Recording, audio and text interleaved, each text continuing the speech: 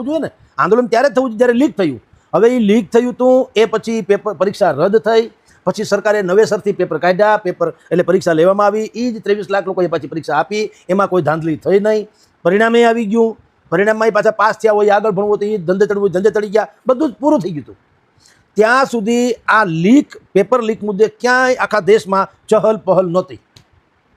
પણ સુપ્રીમ કોર્ટના જજ, એણે સૂર્યકાંત નામ છે, જસ્ટિસ સૂર્યકાંત, એણે એક શબ્દ બોલાઈ ગયો એના જજમેન્ટમાં કે અદાલતમાં. એણે શું કીધું, કેટલાક લોકો જાહેર હિતની અપીલ કરતા હોય ને, એના વકીલોને ટાંકીને એણે કીધું કે કેટલાક વકીલો જે છે એની પાસે બહુ કેસીસ નથી આવતા, એટલે એ જાહેર હિતની ગમે તે રીતે જાહેર હિતની અરજી જે છે એના વકીલ બની અને માથું ખાવા આવે. એમાં એનાથી એક શબ્દ વપરાઈ ગયો કે આ લોકોની જમાત જે છે એ બધી કોકરોચ જેવી છે. કોકરોચ એટલે વંદો. એ બોલ્યા અને ત્યારે અભિજીત દીપકે, જે અત્યારે આ આંદોલનનો હીરો થઈ ગયા, એ ત્યારે અમેરિકા હતા. પણ એ એનો ભૂતકાળ છે, એ આમ આદમી પાર્ટીના એક જમાનાના સોશિયલ મીડિયાના મેઇન માણસ હતા. એટલે સોશિયલ મીડિયાનો ઉપયોગ કેમ કરવો, એમાં તો પીએચડી હોય. આમ આદમી પાર્ટી પણ સોશિયલ મીડિયાની જ પેદાશ છે. એને પણ ધરાતલ ક્યાં કહે તો એનામાં એક ખાસિયત છે આમ આદમી પાર્ટીમાં પણ આજની તારીખે, સોશિયલ મીડિયાનો સેલ એનો બહુ પાવરફુલ. તમારી સરાહના કરવી હોય અને તમે કદાચ સરાહનીય કામ ન કર્યું હોય તો પણ સરાહના કરવી હોય તો એની પાસે મિકેનિઝમ છે. એવી હજારો લોકો સોશિયલ મીડિયાના કે બધાને કહી દે અમુક પ્રકારના મેસેજીસ કે તમે હીરો થઈ જાઓ. અને તો તમારી ટીકા જ કરવી છે તો પણ સંભવ છે. તમે હોનાનું બોલ્યા હો, તમે ગમે તે સત્ય બોલ્યા હો, તમારી ટીકા જ કરવી છે તો તમારે એ પણ વ્યવસ્થા થઈ જાય. એટલે સામાન્ય લોકોને શું લાગે, કોમેન્ટ્સ વાંચનારાને, ઓહો કે જનમત કેટલો બધો આની વિરુદ્ધ કે આની ફેવર છે. એમાં આમ આદમી પાર્ટી પીએચડી, અને એ પીએચડીમાં પાછા આ જે છે અભિજીત દીપકે, એ પાછા એના માસ્ટર હતા. એ અભિજીત દીપકે અમેરિકા હતા.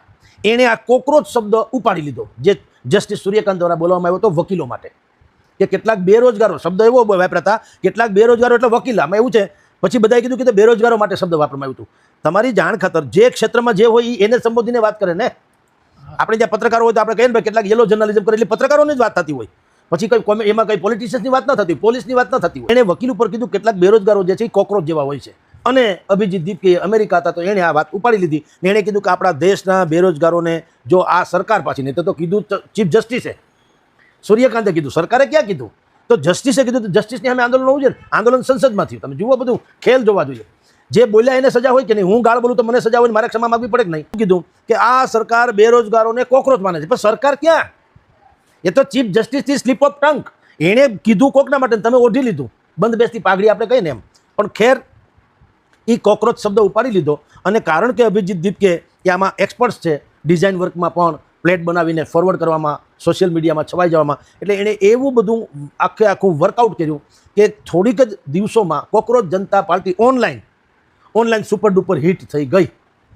અને નીટના પેપર લીકનો મામલો ફરીથી પાછો જાગ્યો. નહીતર બધું પતી ગયું હતું ને. કહું, પરીક્ષાના પેપર પાછા બીજી રિપીટ પરીક્ષા લેવાઈ ગઈ, પરિણામ આવી ગયા, બધું પતી ગયું હતું. પણ હવે આમાં એવું છે, ચાલે તો ચાલે. એટલે મોર કરે ને એ કળા કહેવાય, અમિતાભ કરી અભિનય કહેવાય. પછી જે કરી અભિનય એમાં ચાલી ગયું તો ચાલી ગયું. એટલે યુવાનોનો આક્રોશ, જે આમ વાજિબ હતો યુવાનોનો આક્રોશ, એમાં જોડાણા યુવાનો કોકરોચ જનતા પાર્ટીમાં. કારણ કે બેરોજગારીની સમસ્યા તો છે જ, અને પરીક્ષાની તો હતી જ, છાત્રોની વગેરેની. આ બે ભેગું થયું, યુવાનો ભેગા થયા. જંતર મંતર દિલ્હીનું એવું છે, ત્યાં અમસ્તાય તમે સ્વયં, તમે કે હું જાઉં કોઈ પણ આંદોલન કરવા માટે થઈને 200-500 માણસો તો એમને મળી જાય. ત્યાં હોય જ, એના માટે જ છે એમ કે તો હાલે. તમે અહીંયા ત્રિકોણબાગમાં આંદોલન કરો કાંઈ પણ બાબતે, તો શું થાય, તમને 200-500 મળે કે. એટલે વિપક્ષો એમ માને છે કે આ એક હજી બોણી થઈ આપણી ભાષામાં. હવે જે પ્રધાનના કાળમાં જે મોટી જેને કઈ ઘટનાઓ બનશે એને જવાબદારી એને સ્વીકારી રાજીનામું લેવું પડશે. હમણાં જ કોંગ્રેસના એક પ્રવક્તાએ મેઇન સ્ટ્રીમ મીડિયાની એક ચેનલમાં કીધું કે હવે રેલવે અકસ્માત થાય તો અમે એનું રાજીનામું માગશું. પછી નાણામંત્રી જે છે, ડોલરના ભાવ ઘટી જશે તો નાણામંત્રીનું રાજીનામું માગશું. આતંકવાદી હુમલો થાય તો અમે ગૃહમંત્રી અને રક્ષામંત્રીનું પર રાજીનામું માગશું. ટૂંકમાં આ એક પ્રથા હવે શરૂ થઈ ગઈ, એવું વિપક્ષોએ કીધું. કે આ જે શરૂઆત અત્યારે થઈ છે, કારણ કે શિક્ષણ પ્રધાન ધર્મેન્દ્ર પ્રધાનના સમયકાળમાં પેપરો લીક થયા છે, તો એનું રાજીનામું આવ્યું. હવે જે મંત્રીના કાર્યકાળમાં જે કાંઈ લૂફોલ થશે અમે એના રાજીનામા માગશું. એટલે પ્રથા આ પ્રમાણે એ વિપક્ષો કહે છે. હવે એ કેટલું જાડું થાય કે કેટલું એક્સેપ્ટેબલ બને એ જુદી ઘટના છે. કાયદો કરવાથી જો દેશમાં સુશાસન આવતું હોત તો આપણું બંધારણ છે એ ભાગવત અને ગીતાથી જરાય કમ નથી. પણ કાયદો કરવાથી ન થાય, દાનત હોવી જોઈએ.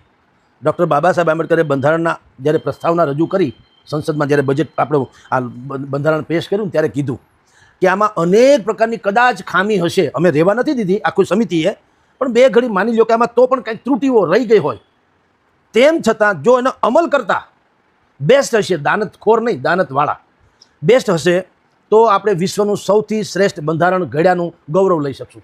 અને એનાથી વિપરીત વાત કરી કે પણ એટલી બીજી વાત પણ સત્ય છે કે અમે કદાચ કાંઈ ખામી ન રહેવા દીધી હોય, આ બહેતરીનમાં બહેતરીન અમે આ બનાવ્યું હોય આપણું બંધારણ, પણ જો અમલ કરતા બોગસ ને બદમાશી છે તો સૌથી વધુ ખતરનાક પરિસ્થિતિ જનતાએ ભોગવવી પડશે. તમે અને હું ને આપણે બધા જ અત્યારે જે આંદોલનો ચાલી રહ્યા છે, અહીંયા જેતપુરમાં આંદોલન ચાલે છે કે નહીં, ખેડૂતોનું કોંઢમાં ચાલે છે, કચ્છમાં ચાલે છે, પડધરીમાં ચાલે છે, રવાપર જેતપુરથી માંડીને નવાગામ જેતપુર સુધી બધે ચાલે છે, મોરબી પંથકમાં ને આખા આમ તો 26 જિલ્લાઓમાં ખેડૂતોના બધા આંદોલન ચાલે છે ને. તો કોઈ છાત્રો જંતર મંતરમાં છે, તો અહીંયા પણ એ જ છે. જો બંધારણમાં કંઈ ખામી નથી તો આવું થવું જ ન જોઈએ. આ જનતા માટે બંધારણ હતું ને, નેતાઓ માટે નહોતું, અમલદારો માટે નહોતું, તો કેમ આક્રોશ છે? કારણ કે અમલ કરતા બોગસ છે, દાનતખોર છે. એટલે તમારો જે પ્રશ્ન છે એ કે શું પ્રધાનનું રાજીનામું લઈ લીધું અને હવે નવું બિલ, નવો કાયદો આવ્યો છે તો શિક્ષણ પ્રથા સુધરી જશે? ક્યાંથી સુધરે? નવા કાયદામાં શું કર્યું છે? પહેલાં 1 કરોડનો દંડ હતો, હવે 10 કરોડનો દંડ કર્યો, 5 વર્ષ જોગવાઈ હતી સજા, 10 વર્ષ કરી. પણ એ તો પાપી પકડાય તૈયે ને 10 વર્ષ કે 20 વર્ષ. અત્યારે જેટલા લોકો છે લિપ્ત આ બધા પેપર લીકમાં, જે લોકો અત્યારે જેલમાં છે કે જ્યુડિશિયલ કસ્ટડીમાં છે, તમે ઠાઈ જોઈ લો 10 વર્ષ સજા. હવે એ પ્રોસેસ બહુ મોડી છે. FRI થાય, ધરપકડ થાય, ચાર્જશીટ રજૂ થાય, અદાલતમાં જાય, વળી એક અદાલત પછી બીજી અદાલત, બીજી પછી ત્રીજી, એમ કરીને સુપ્રીમ સુધી જાય, તા તો દુનિયા પલટી જાય. એ ફાસ્ટ ટ્રેક કોર્ટનું કહે છે એનો ઇતિહાસ બહુ સારો નથી. ઇતિહાસ ફાસ્ટ ટ્રેક કોર્ટ તો છે જ આપણા દેશમાં, કંઈ બોણી નથી નવી થવાની. તો ફાસ્ટ ટ્રેક કોર્ટમાં આજ સુધીમાં કોઈને આપણે તમે મેં ધડારૂપ સજા નહીં ભાળી હોય. સુરતમાં એક દીકરીનું ગળું જાહેરમાં કાઢી નાખ્યું એક ભાઈએ, લાઈવ દ્રશ્યો પણ છે, અત્યારની સરકારની વાત કરું છું. એક તરફી પ્રેમીએ એક દીકરીનું ગળું જાહેરમાં કાઢી નાખ્યું, એના સગાવાલા માની બધા મોબાઈલમાં વિડીયો ઉતારતા રહ્યા, કોઈએ ઓની પાસે જઈને અટકાવ્યું નહીં. નહીંતર માની લો થોડું ઘણું એને લાગત અટકાવવાવાળાને, અને થોડું ઘણું ઓલી દીકરી લાગે કદાચ જીવ બચી ગયો હોત. બધાય વિડીયો ઉતાર્યા કર્યા, જોયા કર્યા, ચેટેથી હો હા હી કરો ઓલા છોકરીને મારી. તો અત્યારના HMA ગૃહમંત્રીએ એમ કીધું કે ફાસ્ટ ટ્રેક કોર્ટમાં આનો કેસ કરવામાં આવશે અને કડકમાં કડક સજા. એ કેસ આવેલો, સજાએ ઓલાએ આપી અદાલતે ફાંસી, પણ ક્યાં થઈ? એ ટેસડા કરે, જેલમાં મજા કરે છે. એટલે અમલ બહુ મહત્વનો છે. આમાં પ્રધાનનું રાજીનામું એ બહુ ગૌણ, એ તો પોલિટિકલી ગેઇન કરવાની વાત છે.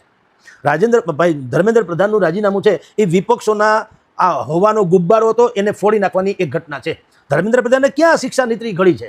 ધર્મેન્દ્ર પ્રધાન ક્યાં આમાં એક્સપર્ટ છે?